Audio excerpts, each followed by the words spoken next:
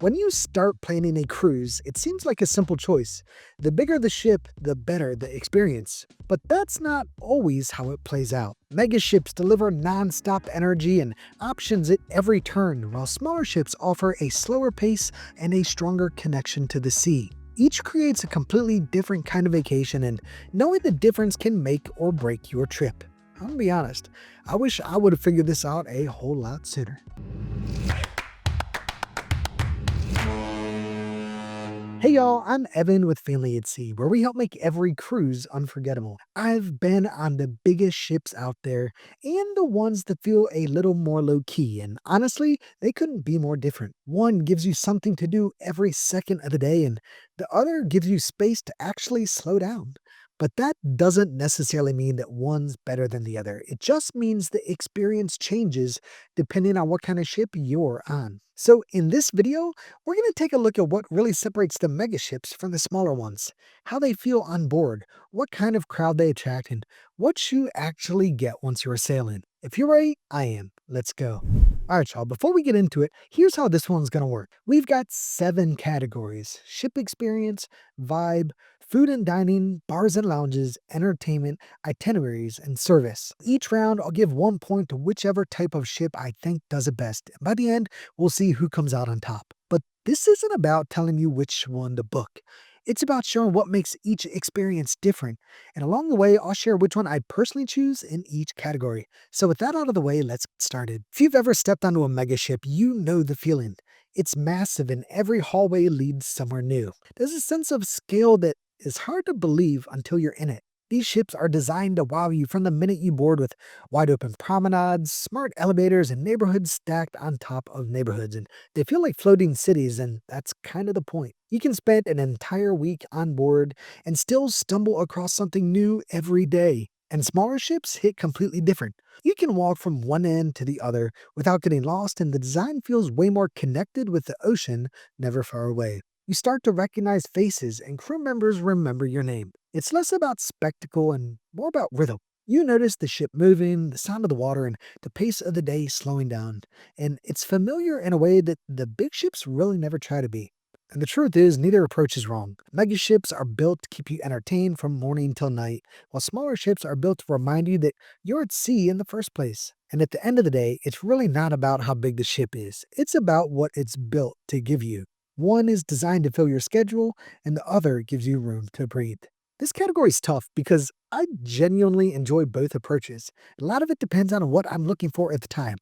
But if I had to choose only one for the rest of my cruising life, I'd go with the smaller ships because they still feel like the ocean matters, and that matters to me.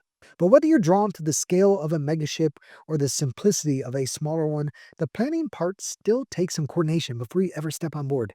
And that's where Cruises It comes in. They're a travel agency who's on your side from start to finish. They give you a real person who knows your ship, knows your route, and keeps you from taking a wrong turn before your vacation even starts. They've saved us thousands, unlocked perks we didn't even know existed, made sure we never end up like Frank, who bragged about getting the best cabin view before realizing he booked a hotel in Miami instead of a cruise. Frank, if your balcony overlooks a parking lot, that's not a cruise ship.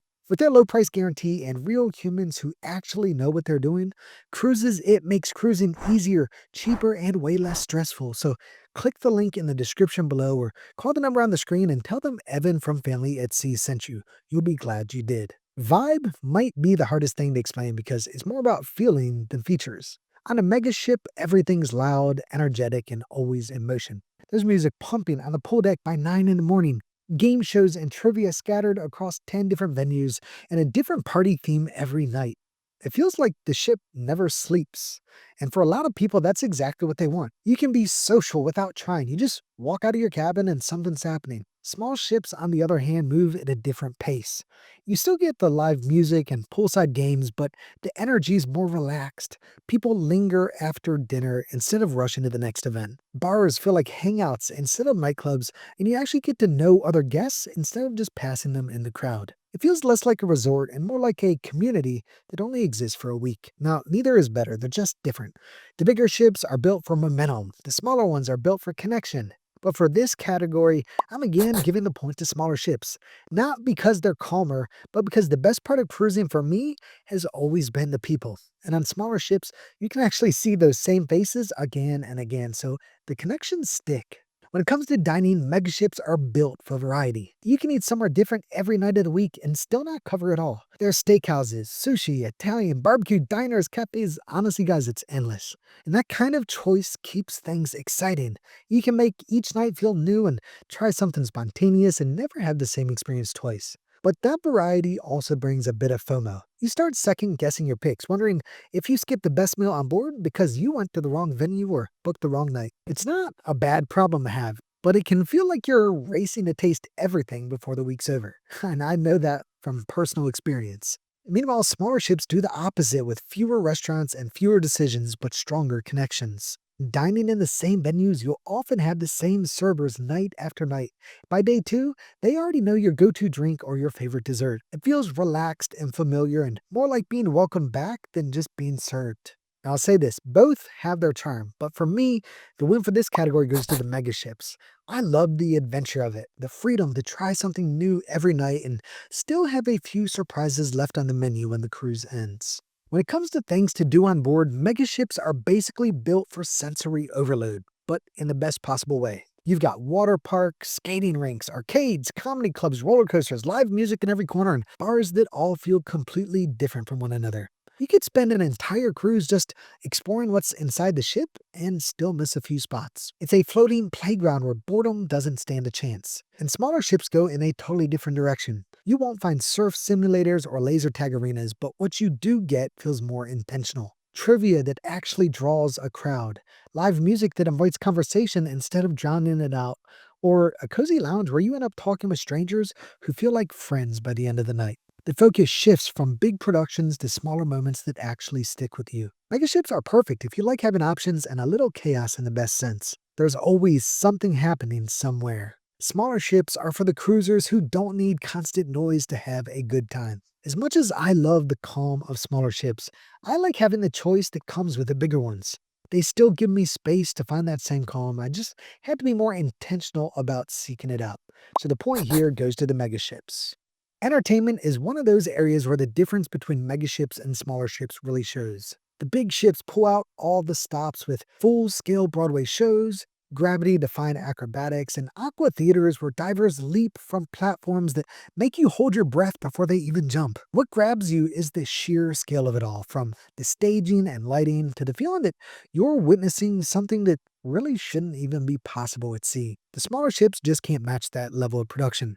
And to be honest, they really don't try to. Their casts are smaller, the sets are simpler, and the shows lean more toward charm than spectacle. You might see the same performer headlining one night and playing guitar in the lounge the next. It's still entertainment, but it feels more like community theater than Broadway. It's enjoyable, but it's just not on the same level of polish or energy as the big ships. So this category really isn't close. The point here goes to the megaships for having a variety and scale of shows that the smaller ships simply can't compete with. Even if big productions aren't your thing, the talent and creativity it takes to pull them off in the middle of the ocean is something you need to see for yourself. When it comes to itineraries, ship size plays a major role in where you can actually go. The megaships are floating resorts and their size limits them to the largest ports that can handle thousands of passengers all at once. These sailings usually include major destinations like Cozumel and Nassau in the Caribbean, or Rome and Barcelona in the Mediterranean. They're enjoyable and easy to explore, but they're often crowded and can start to feel repetitive if you cruise often. Smaller ships, on the other hand, can reach ports that the big ones physically cannot, and they dock closer to the heart of each destination, which makes the experience feel more immersive. You might visit places like Grand Turk, Bonaire, or small Mediterranean harbors where only a few hundred guests go ashore. Although there may be fewer onboard attractions, the trade-off is a more personal, less crowded experience on land. Mega ships simplify travel by turning the ship itself into the destination. Smaller ships focus on the journey instead of the spectacle, treating the ship as a bridge to the world rather than the final stop. So this round goes to the smaller ships. Their itineraries feel more authentic, the ports feel more personal. Mega ships may deliver the highlights, but smaller ships uncover the hidden gems that make cruising feel like real exploration. We're down to the final category, and it's one of the most important to me: service. After everything else, the food, the entertainment, and the ports, this is what really shapes how a cruise feels. And with the score tied at 3 to 3, this one decides it. Service is one of those areas where both types of ships shine. Try to say that 3 times fast. But they shine in just completely different ways. On the mega ships, you can tell you're getting the cruise line's A team. The biggest ships are the company's flagship products, and they get the most experienced staff, the best entertainers, and the crew who know how to handle everything without missing a beat. Everything runs like clockwork, and you can feel the training and precision in how quickly things move, from dining service to room upkeep to entertainment coordination. Smaller ships, though, lean into something the big ones can't replicate: genuine connection. When there are fewer guests, crew members actually have the time to talk. Your cabin steward might ask about your day and remember your plans for the next port, and the bartender learns your name by day 2. It feels like old school hospitality, simple but real. So mega ships deliver a service that's fast, capable, and professional, while the smaller ships make it personal. And both versions work beautifully depending on what you value most. But for this round, for me, the point goes to the smaller ships. Because no amount of precision can replace the moment when someone remembers your name, your order, and the story you told them 3 nights ago. And that's the kind of service that sticks with you. It definitely does for me. So there it is, guys. Small ships take the win, 4 points to 3. But honestly, this isn't about winners or losers. It's about understanding what each one does best so you can find the kind of cruise that fits you. Now, here's the bad news: not every cruise lives up to the hype, and a few left me wishing I'd booked something else entirely. But the good news?